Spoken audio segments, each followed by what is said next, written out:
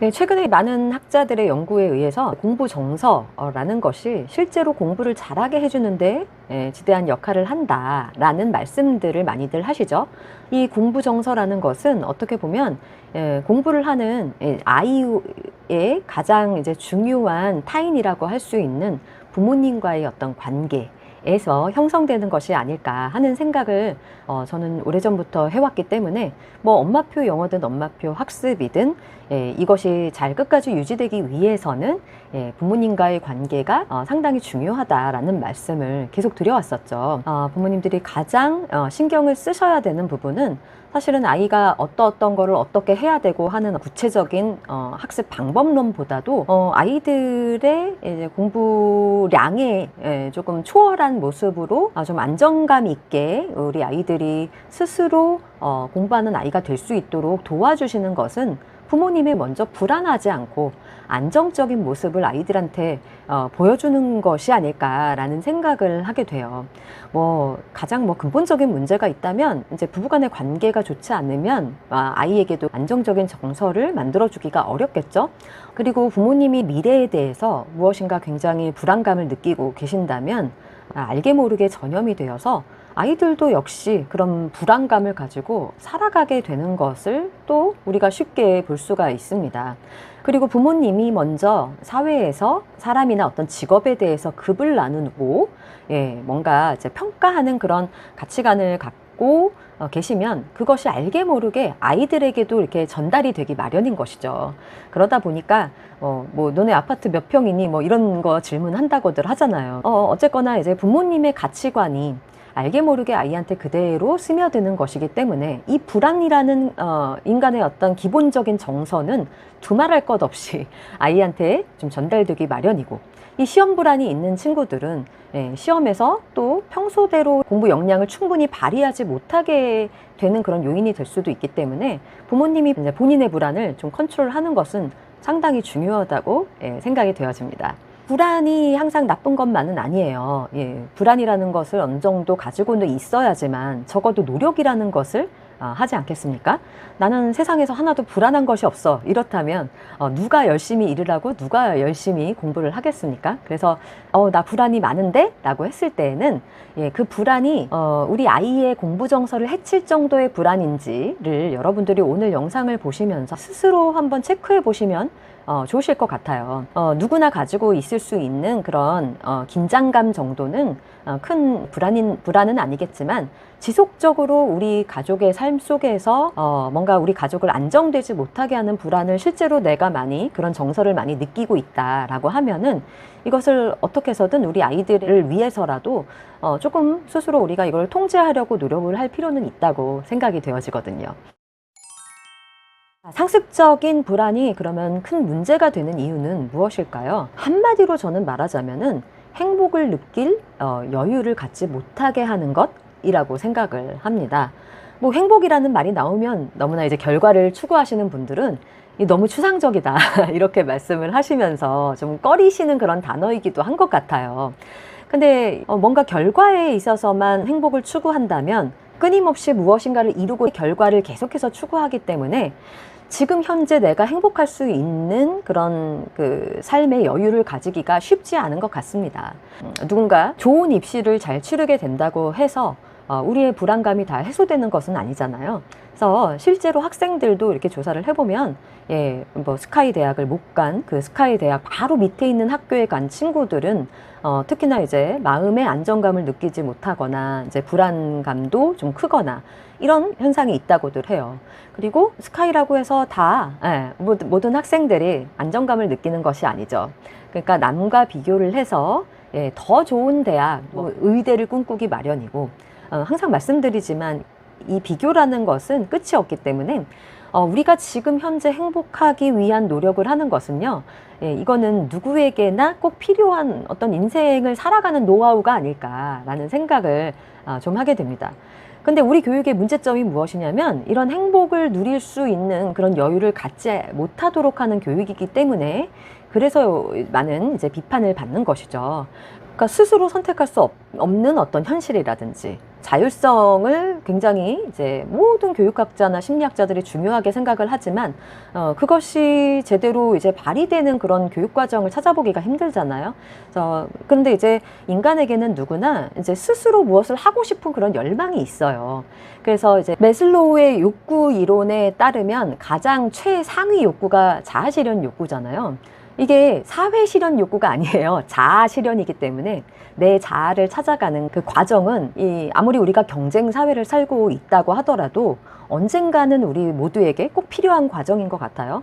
그래서 결국에 최종적으로 좋은 회사에 들어갔다고 하더라도 이 자아 실현의 욕구를 위해서 결국 이제 좋은 직장 마다하고 뛰쳐나오는 청년들이 그렇게 많아진다고들 하지 않습니까? 굉장히 자주 요즘에 뉴스에 나오는 것 같기도 해요. 그런데 우리 교육은 그 자율성을 보장하는 교육이 아니기 때문에 오히려 청년들이 취업을 한 이후에서야 나의 인생은 무엇이지? 이런 고민을 하게 되다 보니까 이런 현상들이 이제 빈번해지는 것이 아닌가라는 생각을 하기도 해요. 그래서 인간은 누구나 자아실현 욕구가 있기 때문에 스스로가 선택하고 스스로가 즐거워하고 행복하는 일을 찾을 때 그때 정말 행복을 느낄 수가 있는 것인데 우리 교육이 점차 좀 그런 방향으로 이제 변화의 여러 가지 시도가 있기 때문에 그런 방향으로 가기를 바라긴 합니다만 아직까지는 경쟁과 치열한 결과 위주의 교육이기 때문에 이것을 이루기가 참 어렵고 그래서 우리 부모님들도 어쩔 수 없이 나는 불안하고 싶어서 불안한 게 아니다 이런 말씀을 하고 싶으실지도 모르겠어요. 사실은 엄마가 부모님이 스스로 이렇게 평정심을 갖지를 못하시면 어떤 문제가 있냐면 아이들의 소소한 시험 결과에 따라서 마음이 그냥 오르락 내리락 하기 때문에 이게 직접적으로 아이 정서를 해치게 된다라는 데에 가장 큰 문제점이 있지 않나라는 생각을 해요. 여러분이 다 알고 계시는 대로 너네 반에 100점 몇 명이길래 이러면서 하나를 틀렸거나 만점 받은 아이한테도 칭찬 한마디를 우리가 마음껏 해주지 못하는 현실이라든지 그리고 상대평가가 우리나라에만 있는 그 제도라고 해요. 전 세계에서 지금 내신을 말씀을 드리는 건데요. 아무래도 이런 사회 속에서 살다 보니까 늘 아이의 어떤 결과에 대해서 긍정적인 말보다는 항상 부정적인 말을 할 수밖에 없는 그런 상황이기 때문에 이 부정적인 정서는 아이들이 공부에 조금 더 몰입하지 못하게 하는 그런 역할을 하기 때문에 이것을 우리가 좀 정리를 해볼 필요는 있겠다라는 생각을 저는 하게 되었습니다. 그래서 제가 생각한 방법은 첫 번째는요. 제가 이렇게 많이 말씀을 드려요. 걔가 뭐가 될 줄 알고 제가 영상에서 그동안 몇 번 말씀을 드렸었는데요. 그러니까 저만의 방법이 있다면 아이들을 바라봤을 때 10년, 20년 후를 내다보는 연습을 합니다. 이거는 어떻게 보면은 이제 기질적으로 이것이 안 되시는 분들도 계실 거라고는 생각을 해요. 하지만 그래도 내가 마음을 좀 컨트롤하기 위해서라도 우리 아이의 10년, 20년 후의 모습을 좀 생각을 해보면서 우리 아이가 지금 시험 점수가 뭐 하나, 두 개 틀렸다고 하더라도 나중에 어떻게 될지 모른다 라는 그런 마음의 연습을 여러분들이 좀 하게 되면 조금 멀리 내다보는 장기적인 안목에서 우리 아이에게 정말 중요한 교육이 무엇인지에 대해서 좀 분별할 수 있는 그런 마음이 생기지 않을까라는 생각에서 첫 번째 저의 어떤 노하우가 있다면 좀 멀리 내다보는 안목을 연습하자라는 것을 말씀을 드리고 싶습니다. 두 번째는요, 그 스피노자의 유명한 명언이 있잖아요. 내일 지구가 멸망할지라도 나는 오늘 한 그루의 사과나무를 심겠다. 이것이 의미하는 것이 무엇인지 여러분들이 한번 생각을 해보셨는지 모르겠어요. 저는 만약에 미래가 정말 여러분들이 불안해하시는 그대로 정말 안 좋은 상황에 처하게 된다고 하면 만약에 그것을 가정한다면 더더욱 지금 행복해야 된다고 저는 생각을 해요. 만약 지금도 불안한데 나중까지 불안하다고 한번 여러분들이 생각을 해보세요. 그럼 이 아이의 인생에서는 행복할 틈이 하나도 없는 거예요. 그럼 지금 행복하지 않으면 언제 행복할까요? 그런데도 안타깝게도 실제로 우리의 많은 이제 청년들이 대학을 나오고도 취업이 어려운 그런 상황에 있고요.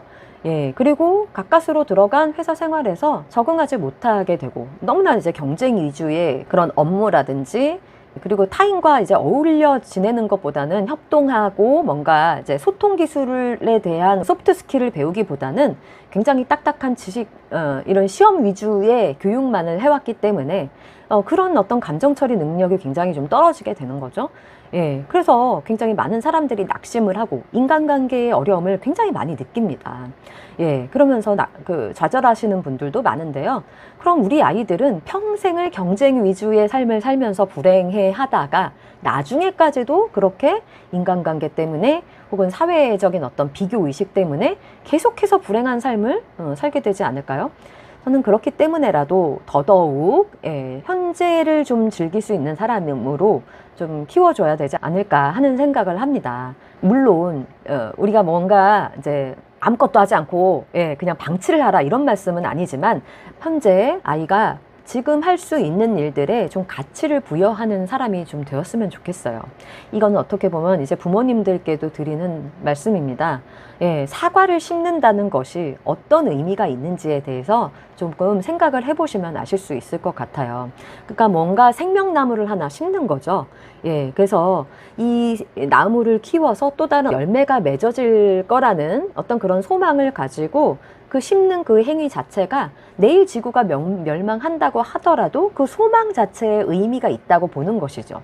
그렇기 때문에 이제 부모님들이 현재 부모님들의 하시는 일이 어떤 것이든 그리고 우리 아이가 일상에서 뭐 잘한 것도 있고 못하는 것도 있겠지만은 그 모든 어떤 과정 하나하나에 의미와 가치를 부여하는 연습을 하시다 보면은 아이들이 잠깐 내가 목표한 것에 뭐 미달했다고 하더라도 그것을 이제 마음을 고쳐먹고 정말 그 행위 자체에 의미를 부여하면서 다시 일어나서 할 수 있는 그런 마음의 힘을 얻을 수 있기 때문에 부모님도 그렇고 아이도 그렇고 현재 우리에게 주어진 것들에 감사하면서 하루하루를 만들 수 있는 내면의 힘을 좀 길렀으면 좋겠다라는 생각을 합니다. 이런 얘기를 하면 너무 추상적인 거 아닌가요? 현실형 부모님들은 그러죠. 남들이 다 경쟁적으로 달려가고 있는데 그런 얘기를 하면 아이들이 어떻게 노력을 할까요? 하시지만요. 사실은 성공에 대한 열망이나 욕망에 대해서는 이미 사회가 다 이렇게 가르치고 있지 않습니까? 우리 집 문 밖만 나가면 그 모두가 경쟁과 결과를 가지고 이야기하는 사회이기 때문에 가정에서라도 현재를 좀 즐길 수 있고 따뜻한 이제 부모님의 사랑을 느낄 수 있게 해주는, 그래서 미래를 향한 어떤 소망의 씨앗을 심을 수 있는 그런 분위기를 만들어주는 것이 필요하지 않을까라는 생각이 저는 들어요. 가정이 아니면 이것을 누가 할까요? 자, 세 번째는 이제 엄마 스스로의 행복을 위해서 저는 엄마 자신을 마음을 좀 챙기셔야 된다고 생각을 합니다. 실제로 명상이나 운동, 음악 같은 것들이 우리 뇌에서 어떻게 세로토닌을 분비를 하면서 실제로 우리 마음을 안정시켜주고 행복하게 하는지에 대한 연구가 굉장히 많이 진행이 되어지고 있고 많은 전문가분들께서 말씀을 하시죠.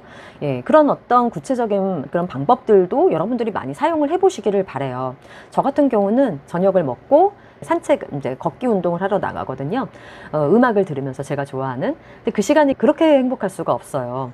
그래서 자기만의 어떤 행복을 찾는 방법들을 여러분들이 각자 한번 찾아보시면 좋을 것 같습니다.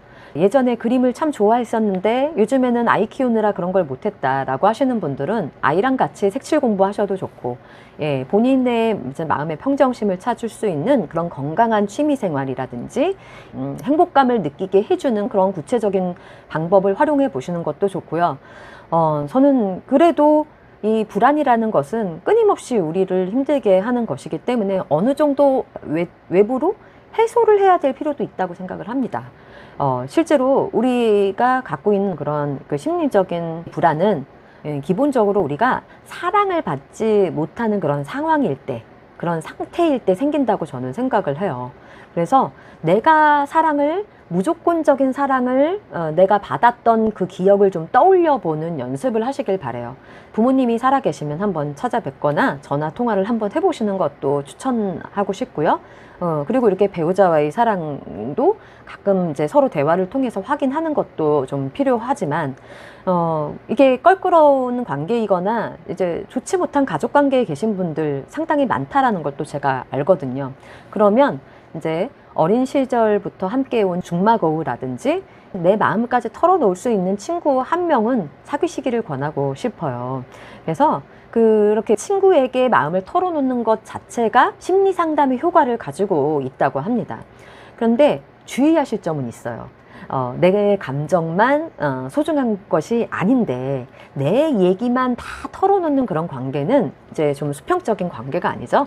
자, 친구의 얘기를 먼저 좀 들어주고, 예, 친구의 얘기에 충분히 공감도 해주고 힘들었던 마음을 위로해 주는 거를 좀 연습을 좀 해보셔서, 예, 친구와의 만남을 갖다 보면은, 예, 친구도 나를 만나서 서로의 감정을 이제 좀 해소시킬 수 있는 계기가 되기 때문에 건강한 어떤 관계를 만들어 나가실 수가 있습니다.